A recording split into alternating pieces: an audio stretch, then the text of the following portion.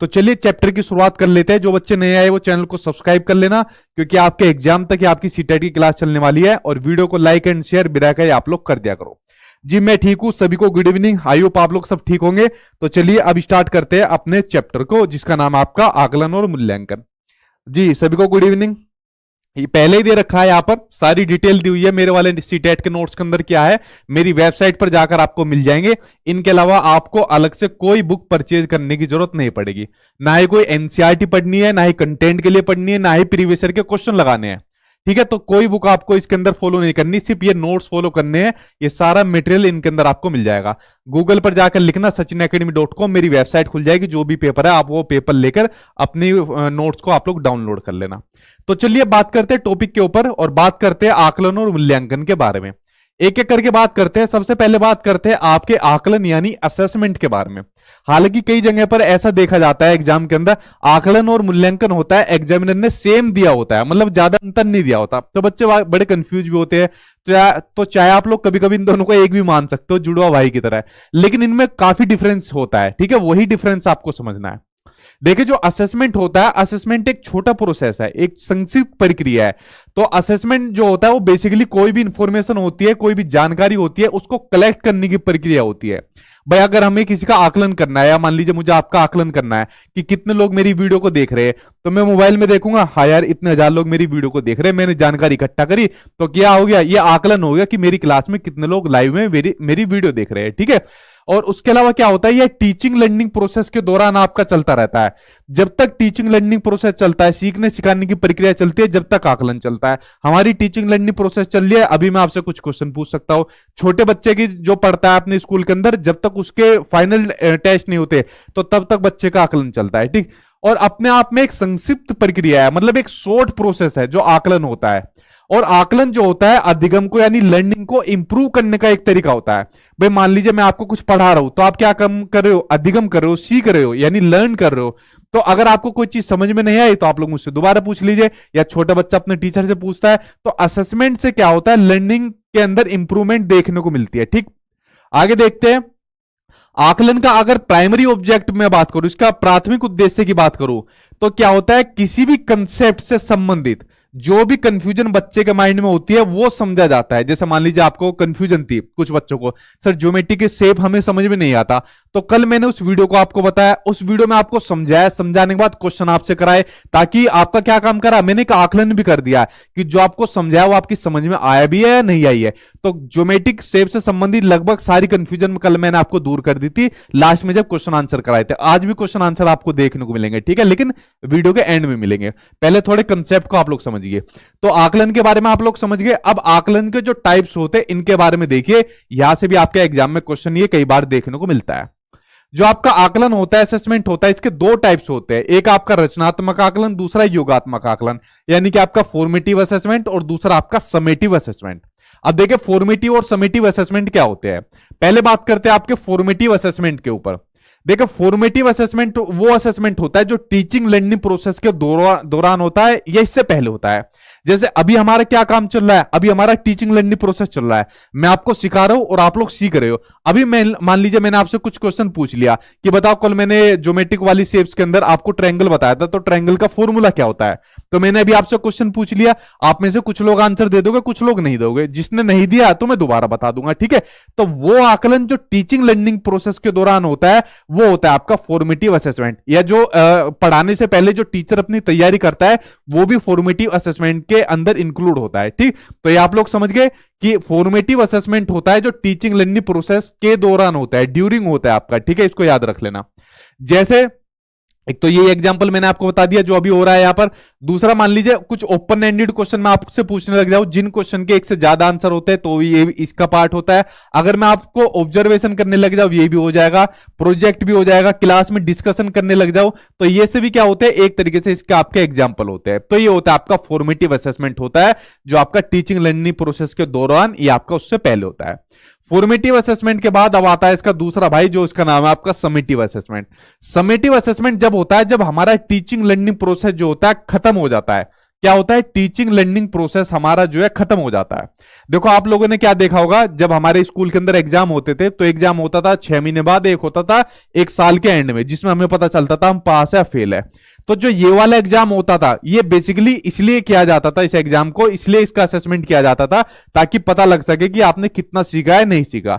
तो जब teaching learning process खत्म हो जाएगा, जब ये वीडियो खत्म हो जाएगी, वीडियो के एंड में मैं आपसे क्वेश्चन पूछूंगा, तो ये क्या हो जाएगा, आपका समेटिव असेसमेंट हो जाएगा। वो टीचिंग लर्निंग प्रोसेस के दौरान चलता है, जब सीखने सिखाने की प्रक्रिया चलती है, और ये टीचिंग लर्निंग प्रोसेस जो अब खत्म हो जाता है तो ये आपका समेटिव असेसमेंट होता है। जैसे बच्चे की वार्षिक और अर्धवार्षिक परीक्षाएं, ईयरली और हाफ ईयरली एग्जाम, या फिर बच्चे के स्टैंडर्डाइज टेस्ट, ठीक है, जो साल के एंड में जैसे टेस्ट होते हैं, जिसमें बच्चे के आपके नंबर से भी संबंधित आपकी चीजें का असेसमेंट किया जाता है, उसके व्यवहार से संबंधित चीजों का किया जाता है, एप्टीट्यूड से संबंधित, बच्चे के सभी पक्ष से संबंधित उसका जो है आपका असेसमेंट किया जाता है। तो आप लोग इन दोनों भाइयों को समझ गए, फॉर्मेटिव और समेटिव असेसमेंट को।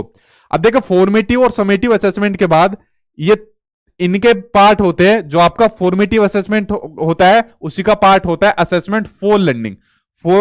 फोर मींस फॉर्मेटिव, ऐसे याद कर सकते हो। और जो आपका समेटिव असेसमेंट होता है उसका पार्ट होता है असेसमेंट ऑफ लर्निंग। इन दोनों के यही पार्ट होते हैं और सेम इनका मतलब होता है, सेम मीनिंग होता है। ये तीनों भाई आपको इस तरीके से एग्जाम में देखने को मिलते हैं सबसे ज्यादा, ठीक। अब देखिए असेसमेंट फॉर लर्निंग मैंने बता दिया, जो टीचिंग लर्निंग प्रोसेस के दौरान होता है, यानी जो ड्यूरिंग में होता है आपका, वो होता है आपका assessment for learning. Assessment of learning क्या होता है, जब टीचिंग लर्निंग आपका प्रोसेस खत्म हो जाता है तो होता है आपका असेसमेंट ऑफ लर्निंग। सेम है बिल्कुल, बेसिकली जो फॉर्मेटिव और समेटिव आपको बताया सेम यही है।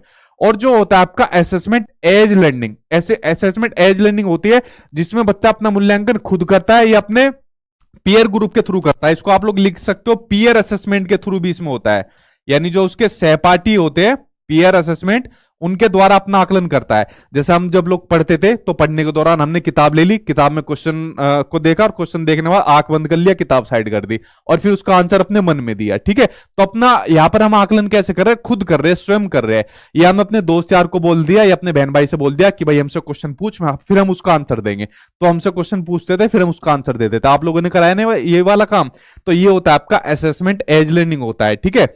तो इसको आप लोग समझ गए। चलिए, इसको अधिगम का स्वयं आकलन भी कहा जाता है। इन तीनों के बारे में समझने के बाद अब हम बात करते हैं आकलन के पापा की, यानी मूल्यांकन की, ठीक है। आकलन इसका बेटा कह सकते हो, सही में बेटा नहीं है, वैसे बता रहा हूं कि मूल्यांकन का कद आपका आकलन से ज्यादा बड़ा होता है। अब बात करते हैं इवोल्यूशन की। तो देखिए इवोल्यूशन के अंदर जो आपका आकलन आ जाता है, मतलब आकलन भी आपका इवोल्यूशन का एक तरीके से पार्ट होता है। आकलन तो मैंने आपको बता दिया, जब तक टीचिंग प्रोसेस चलता रहता है, जब तक आकलन चलता रहता है।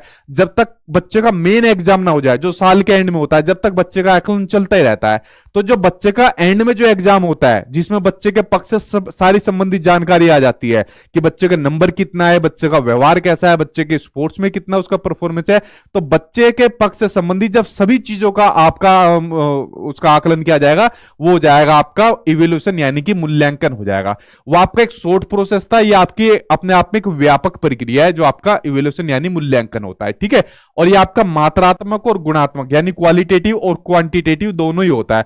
भाई अगर किसी बच्चे के नंबर आपको देखने हैं तो वो आपका मात्रात्मक हो जाएगा, भाई 100 में से इसके 33 नंबर आए। अगर क्वालिटेटिव देखना है तो देखना उसने उसके व्यवहार में कैसा प्रदर्शन हुआ, तो उसका क्वालिटेटिव हो जाएगा, ठीक है। ये आपके मूल्यांकन से संबंधित बात थी। अब मूल्यांकन में ही 2 पॉइंट के ऊपर और नजर डालिए कि यह अधिगम करता हो, जो सीखने वाले होते हैं, जैसा आप लोग सीख रहे हो, ये सीखने वालों यानी जो लर्नर्स होते हैं उनको सीखने के प्रोसेस में मदद करने के तरीके खोजता है। जैसा आप लोग आज आकलन सीख रहे हो, तो आकलन सीखने का तरीका आप लोग क्या देख रहे हो कि एक तो सचिन सर की क्लास आप लोग देख रहे हो, वरना जो नोट्स आपको देख रहे हो उसमें जाकर आपने पढ़ना शुरू कर दिया, ठीक है, या प्रैक्टिस करना शुरू कर दी, तो आप तरीके खोज रहे हो सीखने के, ठीक है। तो उसमें हेल्प कौन करता है, आपका इवोल्यूशन हेल्प करता है। और उसके अलावा इवोल्यूशन इस बात पर भी फोकस करता है कि जो लर्नर होते हैं, सीखने वाले होते हैं, वो क्या सीख रहा है और कैसे सीख रहा है। ये भी बड़ी महत्वपूर्ण बात है। इवोल्यूशन इस चीज को भी बताता है आपका कि बच्चा क्या सीख रहा है और उसको सीख कैसे रहा है, ठीक है। तो ये आपका इवोल्यूशन का पार्ट हो गया। अब देखिए इवोल्यूशन की यानी मूल्यांकन की कुछ विशेषताएं होती है, ठीक। तो ये भी आपके टीचिंग एग्जाम में देखने को मिलती है आपकी, इनके ऊपर भी छोटी छोटी नजर डालिए कि जो एक मूल्यांकन होना चाहिए, जो बच्चे का इवोल्यूशन करते हुए बच्चे का मूल्यांकन करते हैं, तो उस मूल्यांकन की क्या क्या विशेषता होनी चाहिए, कैसा एक अच्छा आदर्श आपका मूल्यांकन होना चाहिए, उसके बारे में बात करते हैं। तो सबसे पहले इसमें दिया हुआ है आपका कि जो मूल्यांकन होना चाहिए वो आपका वैलिड होना चाहिए, यानी वो आपका वैध होना चाहिए जो भी आप मूल्यांकन कर रहे हो। मान लीजिए मैं आपका मूल्यांकन कर रहा हूं, ठीक है, या जो सीबीएसई बोर्ड आपका मूल्यांकन करता है, ताकि आपका पता चल सके सीटेट में आप लोग कितना स्कोर करोगे, कितने आपको नॉलेज है। तो वैध मूल्यांकन वो मूल्यांकन होता है जो रियलिटी में यानी वास्तव में उसी बात का परीक्षण करे जिसके बारे में वह जानना चाहता है। अब यहां पर सीबीएसई के अंदर आपको सीडीपी, ईएस, मैथ्स, लैंग्वेज पढ़नी होती है, और मान लो इन भाई साहब ने जो बोर्ड होते हैं रीजनिंग आपको दे दी, या मान लीजिए आपको जी के आपको दे दी, तो आपको सिलेबस के बाहर की चीज दे दी, तो ये आपका क्या मूल्यांकन वैलिड होगा? बिल्कुल नहीं, ये आपका वैलिड मूल्यांकन नहीं होगा। वैलिड मूल्यांकन वही होगा जिस चीज के बारे में बच्चों को बताया जा रहा है, सिखाया जा रहा है, उसी चीज का टेस्ट लिया जाए। पढ़ा में आज आपको इवोल्यूशन रहा, मूल्यांकन रहा, लेकिन अगर मैंने आपको मैथ से संबंधित कुछ चीज पूछ लिया तो वैलिड नहीं रहेगा, ठीक है। तो जो एक मूल्यांकन होना चाहिए वो वैलिड होना चाहिए, वैध होना चाहिए। दूसरा, उस मूल्यांकन के अंदर विश्वसनीयता होना बहुत जरूरी है, ठीक है, वो रिलायबिलिटी होना बहुत जरूरी है कि भाई कैसी ही परिस्थिति हो उसमें कोई भी क्वेश्चन हो, कोई भी परीक्षण हो या परीक्षा का उत्तर हो, वो हमेशा एक ही प्रकार का होगा, ये आपको ध्यान समझना है। जैसे मैंने आपसे कह दिया कि जो आपका असेसमेंट फॉर लर्निंग होता है वो आपका सबसे बढ़िया आपका असेसमेंट होता है। क्यों? क्योंकि इस वाली बात को भाई आपके एनईपी 2020 ने भी कहा है। एनईपी 2020 की वीडियो नहीं देखी तो देख लेना, नेशनल एजुकेशन पॉलिसी 2020। तो नेशनल एजुकेशन पॉलिसी के अंदर ये वाली बात कही गई है कि सबसे बढ़िया जो असेसमेंट होता है, जो सबसे बढ़िया आकलन होता है, वो असेसमेंट फॉर लर्निंग होता है, क्योंकि इसमें बच्चों की जो भी प्रॉब्लम आती है उसको जल्दी डायग्नोस करके हम उसका समाधान कर सकते हैं, ठीक है। तो टीचिंग लर्निंग प्रोसेस के दौरान वाले आकलन को सबसे बढ़िया बताया किसने? एनईपी 2020 ने। तो अगर कहीं पे भी क्वेश्चन पूछा जाए, चाहे सीटेट में आए चाहे किसी भी और एग्जाम में आए, और वहां पर आंसर में हमेशा असेसमेंट फॉर लर्निंग को ही सबसे बढ़िया बताया जाएगा, तो अगर इसका आंसर हमेशा एक ही देखने को मिलेगा तो समझ लेना वही आपका मूल्यांकन विश्वसनीय है। अगर किसी ने कुछ और आंसर दे दिया तो विश्वसनीय आपका मूल्यांकन नहीं रहेगा। उसके अलावा उस मूल्यांकन के अंदर प्रैक्टिकलिटी होनी चाहिए, ठीक है, प्रैक्टिकल होना चाहिए। भाई मूल्यांकन जैसा आप लोगों का लिया जा रहा है तो आपका पेपर होगा, आपका सीटेट का ऑनलाइन पेपर होगा, तो मल्टीपल शिफ्ट में आपका पेपर होगा और कंप्यूटर पर आपका पेपर होगा। तो उसके अंदर जो भी प्रोसेस हो रहा है, जैसे कंप्यूटर पर हो रहा है, अलग अलग शिफ्ट में हो रहा है, या जो उसके ऊपर लागत आ रही है, ठीक है, लागत किसको देनी पड़ेगी? सीबीएसई बोर्ड को देनी पड़ेगी।